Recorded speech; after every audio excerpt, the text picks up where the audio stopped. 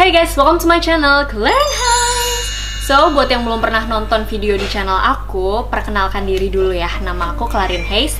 Aku adalah seorang dokter, content creator, sekaligus ambasador YouTube Creators for Change 2019.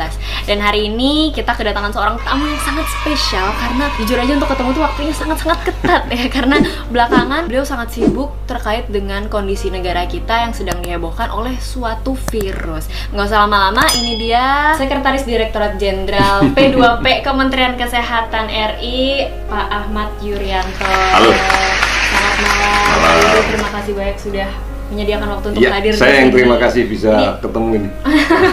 Jadi gini Pak, sebelum-sebelumnya saya sudah pernah bikin video tentang corona virus ya, tentang. Cuman kali ini video ini bakal sangat spesial karena iya dong, khusus dong, karena kita menjawab pertanyaan netizen yang belum terjawab sebelumnya. Karena kita dapat jawabannya dari sumber yang sangat valid ya, itu langsung dari Pak Yuri sendiri gitu. Dari coronanya. Dari coronanya.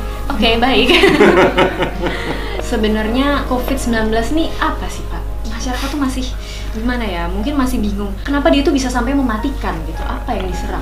Corona itu kalau lengkapnya ya kita sebut sebagai Coronavirus Disease 19. Ini nama penyakitnya. Nah, penyebabnya itu adalah SARS Coronavirus tipe 2. Sebenarnya ini adalah varian-varian dari virus yang menyebabkan influenza. Hanya ini virusnya baru.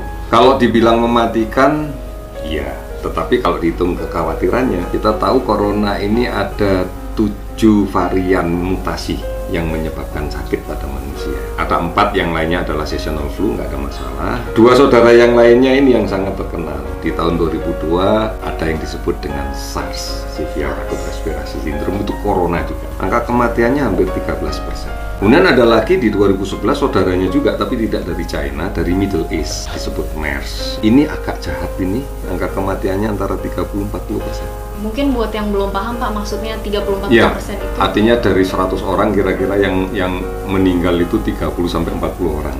Yang bungsu kemarin itu awalnya kita kasih nama novel coronavirus ya, kemudian kita sepakati menjadi COVID-19. Saat ini angka kematiannya antara 2-3% sebenarnya. kecil banget dong. Kecil banget. Dibandingkan MERS, SARS. Iya, hanya yang menjadi masalah di tahun 2002 belum banyak kan yang punya smartphone, kan belum ada malah ya. Betul. Sehingga nggak ada yang tahu gitu, nggak ada yang tahu. Belum seperti sekarang. Belum ya, seperti Pak. sekarang. Iya. Sehingga kemudian inilah yang menjadi lebih rame. Juga ditambah dengan kreativitas teknologi yang arahnya nggak bener nih, bisa mengambil sequel film zombie dimasukin gitu ya. Ada ya Pak itu ya Pak? Ada. Ini yang kemudian dikatakan bahwa di Wuhan banyak yang bergelimpangan di jalan itu. Oh iya ya, saya tahu itu yang katanya kalau di transportasi umum, Betul, pegangan tiba-tiba pingsan aja tuh ya. meninggal gitu ya. Iya, bahkan malah sempat juga saya melihat ditembakin. Capture-nya itu pokoknya yang positif tembak mati. Ada gambarnya, ada videonya. Ternyata begitu itu potongan dari film. Berarti nggak bener nih Pak ya, berita-berita yang seperti itu. Sehingga sekarang lebih didominasi oleh teror informasi. Sebenarnya nggak ada yang perlu takutkan, ini influenza biasa. Influenza artinya di fase awal pasti gejalanya influenza. Bagaimana menularnya juga sama dengan influenza. Dan kemudian apa yang harus disikapi, kita dari dulu sudah pinter tentang influenza. Dari zaman dulu kita sudah pinter. Saya ingat betul dulu SD, kalau ada di kelas saya ada yang bersin-bersin batuk, sama gurunya langsung dibilang, kamu pulang aja istirahat di rumah. Kamu jangan mandi air dingin, kamu harus banyak minum yang hangat dan sebagainya. Artinya kan sebenarnya apa yang kita lakukan itu sudah benar dan sudah bisa. Jadi masyarakat sebenarnya sama aja cara penanganannya gitu ya Pak ya. Netizen juga nanya nih, ngomong-ngomong soal gejala ya Pak, berarti bisa nggak sih sebenarnya kita membedakan gejala pilek biasa sama gejala karena corona gitu? Nggak bisa dong, Nggak bisa ini kan influenza. Baru kita menemukan bahwa ini corona setelah dipastikan dengan pemeriksaan laboratorium dan ditemukan virusnya. Baru, oh ini corona.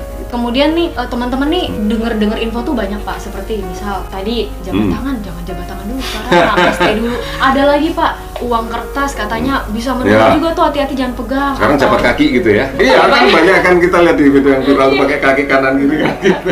Mari dong kita lihat, ini kan virus ini menginfeksi saluran napas kan. Apa iya saluran napas itu di tangan? Hanya memang masalahnya seringkali kita mengantarkan itu menuju ke saluran napas. Kalau nggak pegang mata, pegang hidung, pegang mulut gitu kan. Iseng-iseng bulu matanya yang kanan pindah ke kiri, yang kiri pindah ke kanan. Mungkin seperti itu.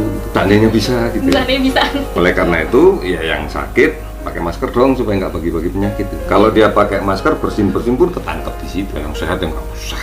Nah, terus teman-teman pada nanya nih Pak, oke, misal cuman orang sakit aja yang pakai, tapi ketika saya misal ke suatu area yang padat, misal di transportasi umum atau di tempat kerja, itu gimana dong? Oke, nggak apa-apa, silakan. Boleh, tetapi kan situasi kayak begitu tidak kemudian membuat kita jadi tergopoh-gopoh cari masker toh. Apa hidupnya mau di kereta 24 jam kan nggak juga toh gitu loh. Yang rasional deh, jangan sampai kemudian kehilangan rasionalitas kita dalam menyikapi karena keberhasilan teror informasi informasi ini, apalagi katanya tuh Pak ada yang tisu basah digunting jadi masker. Hati-hati, ini kan ada cairan kimianya. Kan kemudian ini bisa terhirup gitu ya. Satu itu, kemudian yang kedua ini kan basah nih, pasti debu nempel dong. Malah makin nempel ya. Kuman juga ikut makin nempel. Rasional aja deh gitu loh ya. Jadi boleh kalau misal kita mau pakai masker di area yang padat, cuman nggak usah berlebihan ya, juga betul, gitu ya Pak. Betul. Ya. Terus Pak ada juga Pak yang katanya tuh dia masker udah habis, biar kita tetap bisa pakai masker, dicuci deh, dijemur, disetrika, dipakai ulang. Gimana tuh Pak? Tanggapan saya juga boleh ketawa. Begitu dicuci dan sebagainya, rusak lah maskernya. Kenapa nggak sekalian bikin masker dibolongin, jadi kalau makan nggak usah dicopot gitu, gitu aja. Sekali pakai langsung buang gitu ya. Iya. Kalau yang mau diulang-ulang ya pakai sapu tangan aja deh, boleh gitu. Oh, sapu tangan iya bisa dicuci gitu. gitu. Nanti pakai lagi gitu ya. Kemudian nih Pak, COVID-19 ini kan virus. Ya. Kalau virus ini kan sifatnya self-limiting. Iya, jadi betul. tubuh sendiri yang menyembuhkan kuman ini. Jadi tergantung antibodi tubuh kita. Ya. Nah, terus teman-teman juga jadi nanya nih, perlu nggak sih saya itu konsumsi suplemen, vitamin seperti itu? Iya. Itu nggak Pak? Pada umumnya penyakit virus itu bisa sembuh sendiri dengan daya tahan tubuh yang baik. Nah, daya tahan tubuh yang baik itu seperti apa ya? Istirahatnya cukup, aktivitasnya cukup, kemudian asupan gizinya juga cukup, tidak berlebih. Bukan berarti, wah supaya saya nggak sakit sekarang saya makan sehari 6 kali, malah sakit itu nanti. Terus kemudian hatinya seneng. Oh, bahagia. Kalau stres, ketakutan, nggak punya masker, ketakutan kehilangan, wah takut semua, stres, panik, daya tahan tubuhnya pasti turun. Seperti Pak Yuri nih, kalau ini stress coping mekanismenya bikin kayak gini ya Pak Yuri nih, teman-teman lihat nih, ini bikinannya hanya memanfaatkan koran bekas aja kok, itu loh. Luar biasa seniman loh. Suplemen itu tambahan. Kalau kurang ditambahin. Nah kalau sudah cukup ngapain ditambahin lagi? Berarti nggak perlu juga ya Pak untuk nggak harus, enggak lah. Vitamin C kebanyakan kalau dia ada gastritisnya malah perih sakit nggak karu-karuan. Iya, kenapa sih? Nyantai aja. Nyantai aja. Hatinya seneng, datang. Terus Pak, ada rumor lagi nih Pak, katanya obat malaria itu bisa loh ternyata menyembuhkan. Di Cina dicoba beberapa preparat yang sudah ada. Salah satu yang kemudian digunakan sebagai trial dan coba gitu ya adalah kloroquine. Kloroquine itu obat malaria itu. Memang menunjukkan adanya perbaikan klinis dan sebagainya. Tetapi sekali lagi ini belum menjadi drug of choice, belum menjadi standar yang sudah dibakukan oleh internasional. Tapi kalau self-limited disease kan sembuh-sembuh sendiri. Kajian ilmiah belum ketemu karena virusnya juga belum selesai diteliti. Bagaimana dengan ibu hamil? Apakah ibu hamil itu lebih jaga kesehatan loh, lebih bersih segala macam, jadi lebih kuat atau malah sebenarnya lebih rentan dan dampaknya ke janin? Ya, tidak ada yang kemudian dipilih oleh virus ini. Oh, hamil nggak jadi gitu ya. Oh, ini yang menghamili jadi enggak. Ada ibu hamil yang status imunologinya bagus, sehat, oke.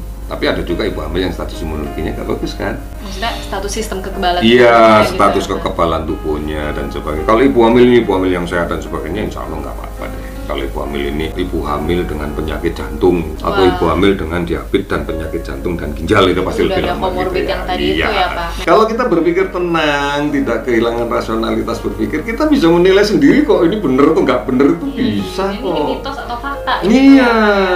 Terus titipan dari ini teman-teman semua yang ada di sini ya Pak. Sebenarnya kalau misal sekolah, anak SD itu kan banyak anak kecil, itu perlu nyampe di liburan nggak sih Pak? Atau pekerja kantoran atau anak kuliahan itu perlu nggak Pak? Kalau saya misalnya manajer satu kantor, karyawan saya ada 50, ada satu orang yang satu pilek, bagi saya lebih bijak untuk mengatakan kamu nggak usah masuk kantor deh, istirahat di rumah. Daripada saya ngeliburin semua, lah produktivitas kantor saya apa? Gitu. Jadi lebih baik yang sakit aja yang di istirahat gitu. Suruh mereka untuk self isolated, silahkan Silahkan Anda mengisolasi diri Anda sendiri di rumah. Dengan cara apa? Pakai masker, kemudian jangan keluyuran gitu ya di sana, terus kemudian banyak istirahat. Nanti kalau makin parah ya berobatlah ke dokter. Itu sebuah pilihan yang lebih bijak daripada kantor saya tutup. Bagaimana dengan sekolah? Daripada saya liburin semua, kita nggak tahu. Saya pada waktu kecil diliburin, oh beneran nih main, kesempatan keluyuran kemana-mana lebih nggak bisa dikontrol. Kenapa nggak kemudian kesempatan ini kita gunakan untuk memberikan penjelasan ke anak-anak?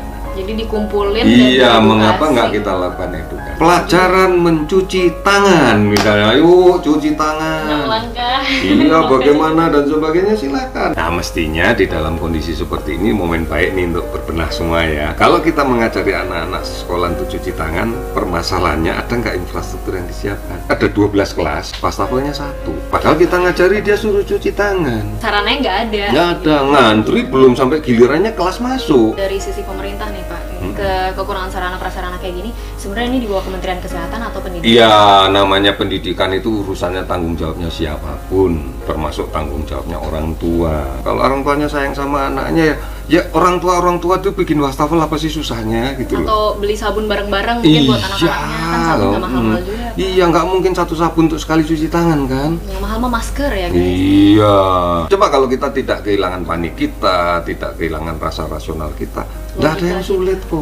Membangun kesehatan itu aspeknya 3 kalau kita lihat undang-undangnya ya. Kesehatan itu adalah hak, bahkan hak asasi. Kesehatan itu adalah kewajiban bagi pemerintah untuk memfasilitasi haknya. Memfasilitasi artinya bukan menyediakan semuanya kan, karena ada sektor non pemerintah, yang lain-lain yang bisa bersama-sama. Yang paling penting yang ketiga, kesehatan itu tanggung jawab. Tanggung jawab siapa? Yang punya hak. Ya kalau Anda punya hak, Anda tanggung jawab dong. Oleh karena itu saya katakan sakit itu bukan takdir, sakit itu pilihan. Kalau dengan semua kepanikan ini nih Pak, sebenarnya kalau kita bandingkan antara corona sama TB, itu lebih berbahaya mana sih Pak? Kalau kita lihat jumlah angka matinya, kemudian lihat kerugian sumber dayanya, kalau ini corona sembuh udah beres. Kalau TB itu bisa panjang gitu kan, obatnya juga panjang dan sebagainya. Tapi karena kita nggak khawatir, ya akhirnya kita nganggap biasa-biasa aja. Kalau saya melihat bahwa TBC itu lebih banyak masalahnya, mestinya kita harus lebih khawatir dengan TBC. Bukannya malah berlebihan sama corona. Berarti mungkin kalau ada saran untuk teman-teman kita di sini, gampang. Ada perahu besar yang sudah disiapkan oleh pemerintah, yaitu perahu yang namanya Germas. Gerakan Masyarakat Hidup Sehat. Nah ini, naik itu aja. Ini kan ada posternya di mana-mana juga. Banyak. Tetapi dipahami ya, maksudnya apa? Karena naik poster juga nggak ada gunanya kan, tapi memanai. Kalau kita akan proyeksikan ke COVID, gampang sih. Di dalam Germas itu ada PHBS, pola hidup bersih sehat, cuci tangan, gizi cukup, sudah itu menjawab semua. Kalau dari Kementerian Kesehatan sendiri Pak, langkah-langkah yang udah dilakukan untuk meredam kepanikan rakyat gitu? Iya, kita memperbanyak promosi kesehatan preventif. Salah satu yang paling efektif kita lakukan adalah mengundang teman-teman semua ini. Ini paling efektif. Aku ngomong sekali kan didengarin orang banyak nantinya gitu. Itu salah satu yang cara yang paling bagus. Media kita switch dari yang semula menjadi teror sekarang menjadi kawan. Siapapun bisa kok melakukan. Mengirimkan satu berita baik dan dibaca oleh orang banyak itu sebuah kebaikan. Tapi mengirimkan berita nggak benar kepada orang banyak itu dosa itu. Mendingan nge-share video ini ya kayak grup keluarga tuh biar baik, biar masyarakat tuh tenang, karena gitu, sekali lagi obat dari kepanikan adalah pengetahuan. Iya. Terima kasih banyak Pak Yuri. Kalau saya boleh menyimpulkan dari semua pembicaraan kita kali ini, di video kali ini, intinya adalah kita sebagai masyarakat tidak perlu panik. Iya. Lebih baik cari informasi dulu, nggak perlu menimbun-nimbun hal yang tidak perlu. Kita jaga sistem imun kita, jaga kesehatan tubuh kita sendiri, dan jangan egois. Iya. Harus berbagi, dan yang terakhir bahagia. Nah itu dia. Ya, Pak. Baik, terima kasih banyak Pak Yuri sudah menyempatkan untuk hadir di sini dan berbagi informasi buat kita semua. Sekali lagi guys, kita bisa kita berikan, kita percaya video ini bermanfaat dan membantu buat masyarakat. Pasti. Sebarkanlah. Sebarkan itu. Pak Yuri aja suruh share. Sebarkan. Jangan disimpan sendiri. Nah itu guys, jadi yang di share video yang ini aja ya. Kemudian misal kalian masih ada pertanyaan atau ada ingin melaporkan sesuatu, boleh ya Pak? Boleh. Hotline. Ada hotline yang sudah kita siapkan untuk merespon apa yang terjadi di masyarakat. Kita kan punya Public Safety Center PSC 119 yang selama ini kita anggap bahwa itu adalah panggilan untuk ambulan saja. Tetapi kita manfaatkan ini juga mendapatkan informasi terkait kesehatan. Ada Halo Kemkes juga. Dan kemudian ilmu kesehatan itu bukan hanya miliknya Kementerian Kesehatan, miliknya semua orang yang tahu tentang kesehatan. Apalagi ada dokter yang bikin gitu juga. Nah, jangan tanya seperti ini ya Pak, bagaimana. seperti ini ya Pak. Jangan tanya tentang memasak pada dokter yang sedang berbicara tentang kesehatan. Luar biasa. Saya dapat promosi gratis guys dari Pak Yuri loh. Beruntung sekali saya hari ini ya Pak ya. Saya juga beruntung Terima kasih karena banyak. omongan saya bisa didengarkan oleh teman-teman yang lain. Amin, luar biasa. Terima kasih banyak Pak Yuri. Bukan hanya begini saja, kita harus salaman. Oh, kita harus sama. Salaman. Jangan takut. Jangan takut. Cuci tangan kalau mau makan. Oke guys, sekian dulu video kali ini. Sekali lagi terima kasih banyak untuk Pak Yuri dan Kemenkes RI Oke. untuk memfasilitasi video ini. Thank you so much for watching. See you on my next video. Bye. Jempol dua. Jempol 2.